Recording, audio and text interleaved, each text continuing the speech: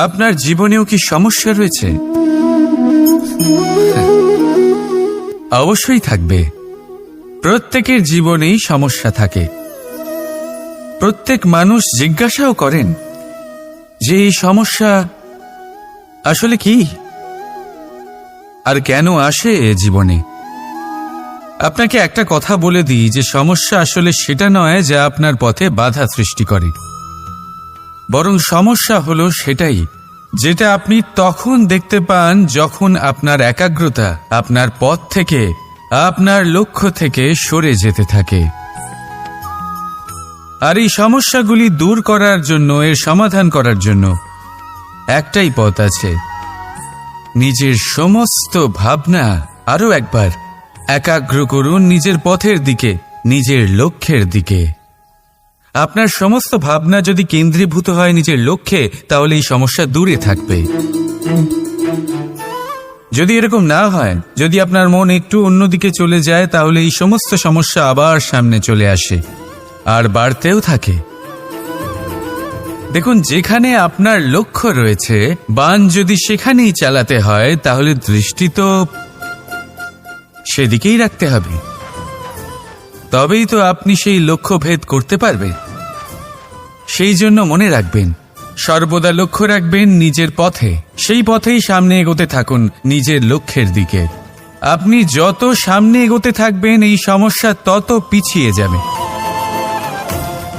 তাহলে আসুন, আমার সাথে ভালোবেসে বলুন, রাধা রাধা। পরীক্ষা এমন একটা শব্দ যেটা শুনে সংসারের বেশিরভাগ মানুষই ভয়ভীত হয়ে পড়েন। কারণটা কি? অসফলতার ভয়। পরীক্ষা এই শব্দের যদি আমি অন্য দিকটা দেখাই, তার তাৎপর্য এই নয় যে আপনার দুর্বলতা সবার সামনে তুলে ধরবে।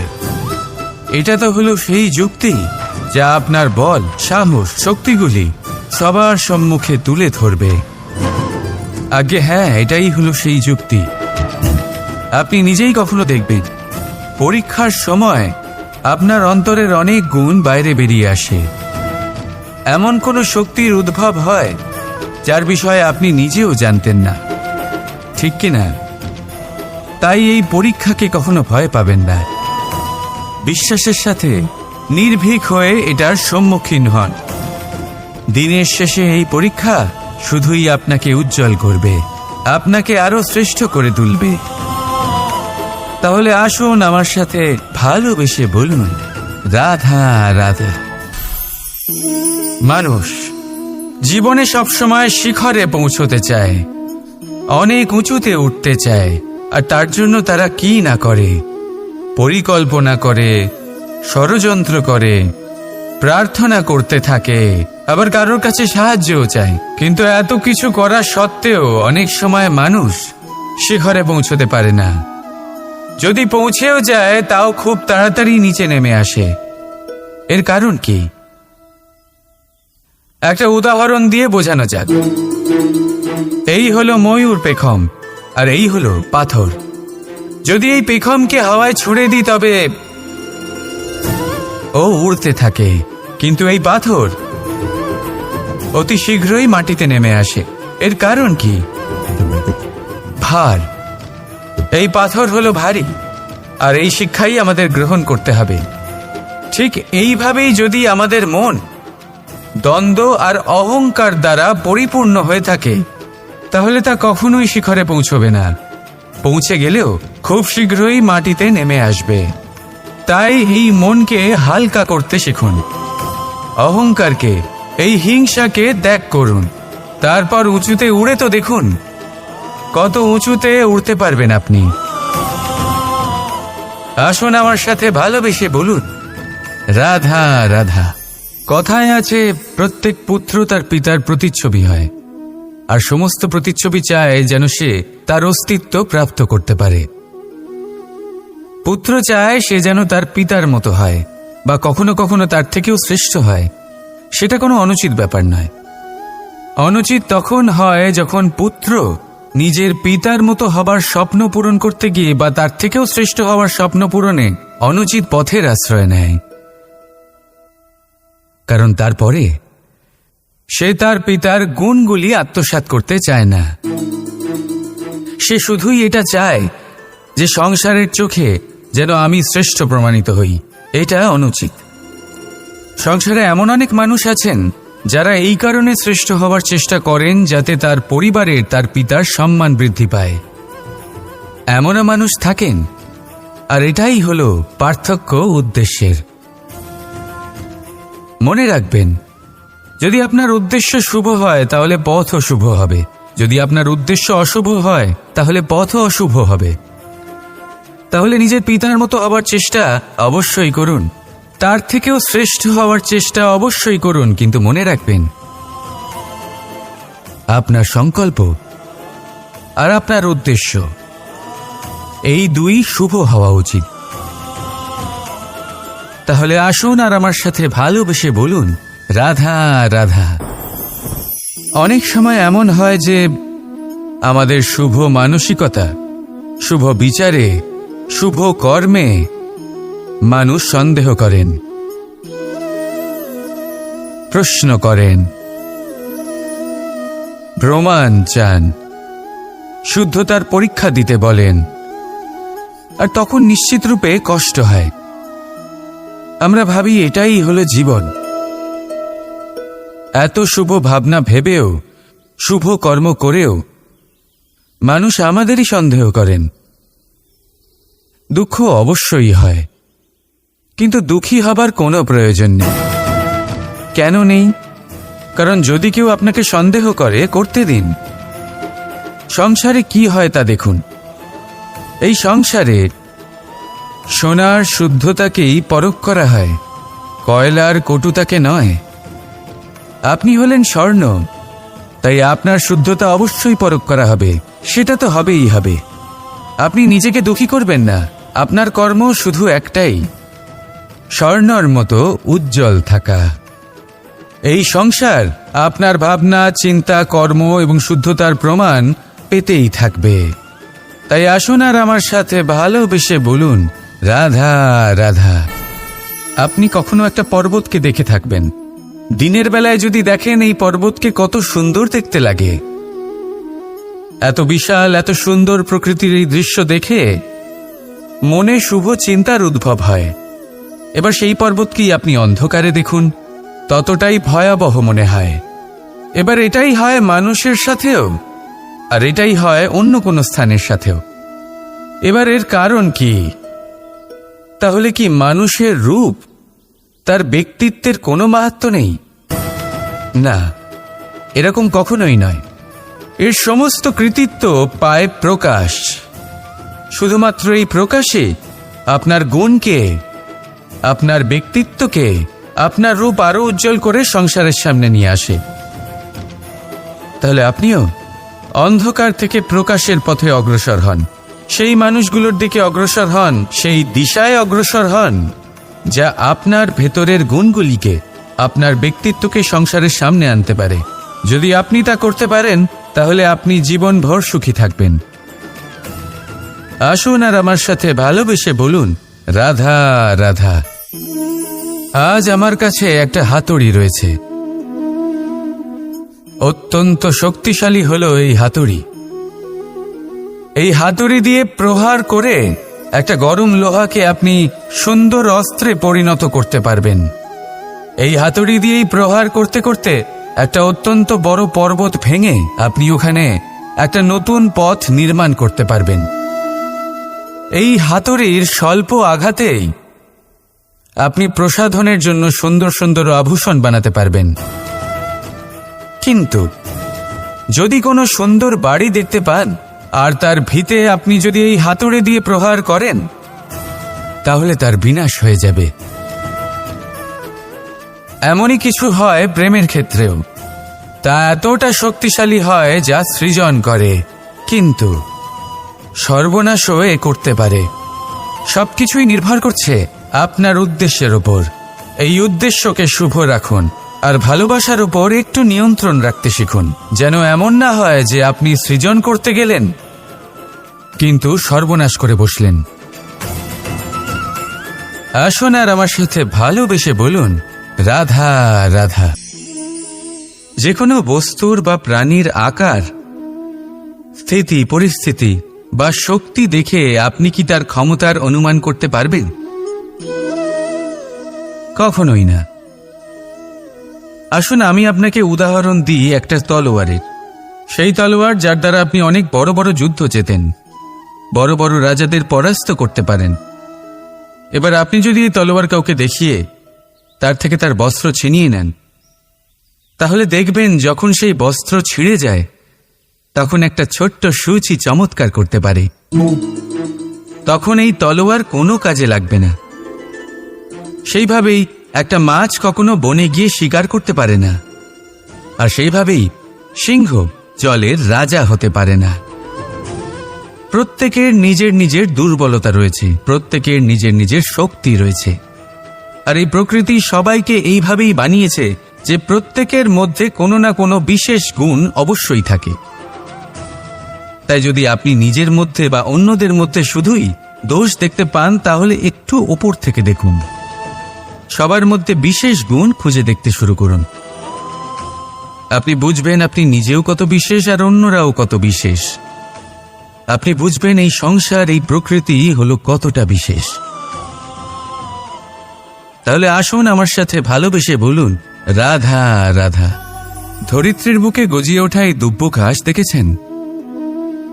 দুব্য ঘাস, যা আমাদের পাকে শীতল রাখে।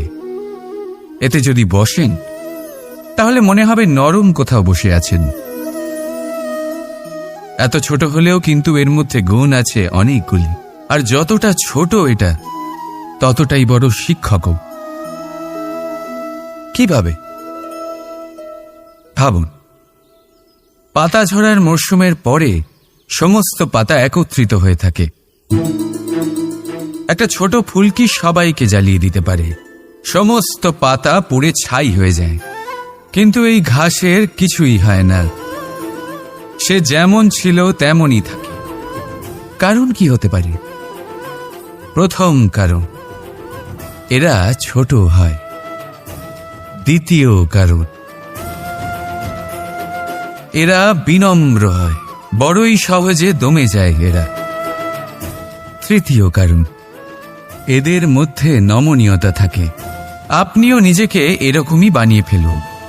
কখনো নিজেই নিজেকে কারোর থেকে বড় মনে করবেন না। নিজের এই মনকে বিনম্র রাখুন। এবং সবথেকে বড় কথা, নিজের এই মনে সহানুভূতি, প্রেম আর বিশ্বাসের নমনীয়তা বজায় রাখবেন। যদি এরকম করতে পারেন তাহলে জীবন সবসময় সুখে কাটবে। রাধা রাধা। পুস্তক, পুস্তক থেকে আমরা কি না শিখতে পারি। জ্ঞান হোক, বিজ্ঞান হোক, ইতিহাস হোক, সব শিখতে পারি। কথায় আছে, একটা ভালো পুস্তক, একটা ভালো গ্রন্থ পাওয়া তা 100 ভালো বন্ধু পাওয়ার সমান। কিন্তু যদি একটা ভালো বন্ধু পাওয়া যায় তাহলে তা গোটা গ্রন্থাগারের সমতুল্য। সে আপনাকে কর্মের বিষয় জ্ঞান দেয়, সাফল্যের রসায়ন শিক্ষা দেয়। সে আপনাকে ইতিহাসে অমর করে রাখবে। শুধু তাই নয়, সে আপনাকে শুধু পথই দেখাবে না, সেই পথে আপনার সাথে সঙ্গী হয়ে চলবে সে। সেই জন্য জীবনে যদি কোনো ভালো বন্ধুকে পাশে পান তাহলে তাকে আপন করে রাখবে, তাকে সামলে রাখবে। জীবন সহজ হয়ে যাবে। রাধা রাধা। প্রেম আর চাওয়া একই মনে হয়, তাই না? কিন্তু আসলে এরা আলাদা। এদের মধ্যে অনেক তফাৎ আছে। দেখতে গেলে প্রেম আর চাওয়া কখনোই এক হতে পারে না। এবার যদি আপনাকে আমি এক উদাহরণ দিই, যদি আপনি এই ফুলকে চান তাহলে আপনি এটাকে তার ডাল থেকে ছিঁড়ে আপনার কাছে রেখে দেবেন। কিন্তু যদি আপনি একে ভালোবাসেন তাহলে আপনি প্রতিদিন এসে এটার শিকড়ে জল দেবেন যাতে সে আরও প্রস্ফুটিত হয়। শুধু এটাই তফাৎ চাওয়া আর প্রেমের মধ্যে। চাওয়া স্বার্থ হয়ে ওঠে, যেখানে প্রেম, প্রেম পরমার্থ হয়ে ওঠে। তাই কাউকে না চেয়ে ভালোবাসুন, জীবন ধন্য হয়ে উঠবে। রাধা রাধা। আমাদের কোনো স্থানে পৌঁছতে গেলে একটা মাধ্যমের প্রয়োজন হয়। কিছু মানুষ এই মাধ্যমকে রাস্তা বলে, কেউ পথ বলে, আবার কেউ বলে সরণি। মানুষ নিজের লক্ষ্যে পৌঁছানোর জন্য এই পথেরই খোঁজে থাকে, কিন্তু মানুষ একটা কথা বুঝতে পারে না, যে এই পথে এগোতে গেলে এই পথকে পিছনে ঠেলাও অত্যন্ত প্রয়োজন। যদি এটা করার ক্ষমতা আপনার না থাকে, তাহলে আপনার পথ আপনাকে লক্ষ্যে পৌঁছতে দেবে না। দ্বিতীয় কথা, যদি নিরন্তর চেষ্টা আপনি করতে পারেন, যদি সেই ক্ষমতা আপনার মধ্যে থাকে, তাহলে আপনি যখন চাইবেন, যেখানে চাইবেন, নিজের পথ নিজেই বানাতে পারবেন। রাধা রাধা। ভয়, ভয় সবাই পায়। সেটা পশুও হতে পারে, পাখিও হতে পারে, আবার মানুষ। বাস্তবে মানুষ এই ভয়কে সাথে নিয়েই জন্মগ্রহণ করে। তাহলে এই ভয়কে ভয় কিসে? আর ভয় যদি এতটাই খারাপ হতো, তাহলে তা নিয়ে আমরা কি জন্মগ্রহণ করতাম? বাস্তবে ভয় আমাদের এগিয়ে যাওয়ার জন্য প্রেরণা দেয়। এবার দেখুন না, প্রাণ যাওয়ার ভয় আপনাকে নিজেকে সুরক্ষিত রাখার প্রয়াস করায়। অপমানের ভয় নিজেকে সঞ্চালন করতে সাহায্য করে। কোনো প্রিয়জনকে হারাবার ভয় তার জন্য কর্তব্য পালন করার প্রেরণা দেয়। কিন্তু এই ভয় খারাপ তখন হয়ে যায় যখন এই ভয় আপনাকে কাবু করে ফেলে। এটার জন্য আপনি কিছুই করতে পারেন না। তাই যদি এই ভয়কে কাজে লাগাতে হবে, আপনাকে নিজেকেই এই ভয়কে কাবু করতে হবে। তাহলে ভেঙে দিন এই ভয়ের সীমা। নিজের আত্মা ছাড়া আর কারোর কাছে মাথা নত করবেন না। আর মনে রাখবেন, যখন অন্ধকারকে ভয় পাওয়া ছেড়ে দেবেন, তখনই প্রদীপ হয়ে জগতে আলো ছড়াতে পারে। রাধা রাধা।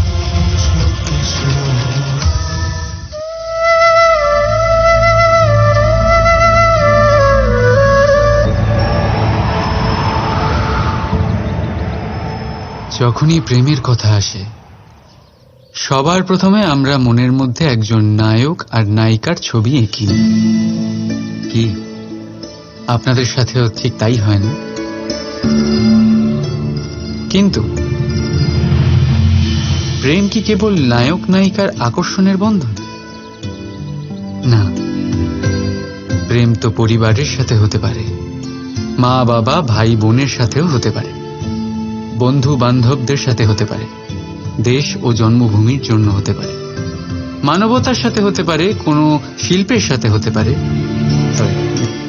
এই প্রকৃতির সাথেও হতে পারে। কিন্তু প্রেম কখনো সেই পাতায় লেখাই হতে পারে না যেখানে আগের থেকেই অনেক কিছু লেখা আছে। যেমন ভরা কলসিতে আর জল ভরা সম্ভবই না। যদি প্রেমকে পেতে হয়, তাহলে মনকে খালি করতে হবে। নিজের ইচ্ছে, নিজের সুখ সব প্রেমকে সমর্পণ করতে হবে। নিজের মন থেকে লাভ ক্ষতি সরিয়ে দাও, তবেই প্রেম পাবে। আর মন প্রসন্ন হয়ে বলবে, রাধা রাধা। প্রেম, প্রেম বিধাতার সব থেকে সুন্দর সৃষ্টি। কিন্তু সব সৃষ্টিকেই সামলে রাখতে হয়। এবার এই মূর্তিটাকেই দেখুন। যখন কারিগর এটাকে বানিয়েছিল, তখন এটা খুব সুন্দর ছিল, কিন্তু তারপরে এটা ঠিকমতো যত্ন নেওয়া হয়নি।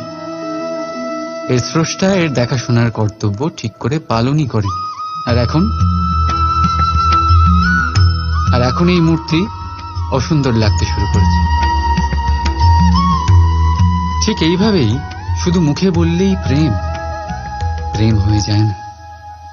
সেটার জন্য আপনাকে আপনার কর্তব্য পালন করতে হবে।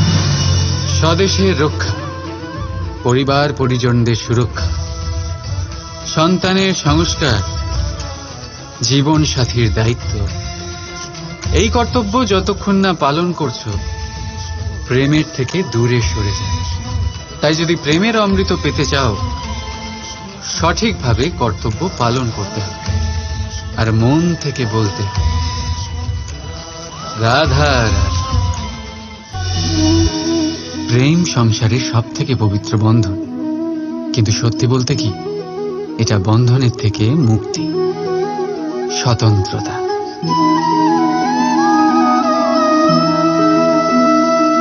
বুঝলেন না? বোঝাচ্ছি যদি কেউ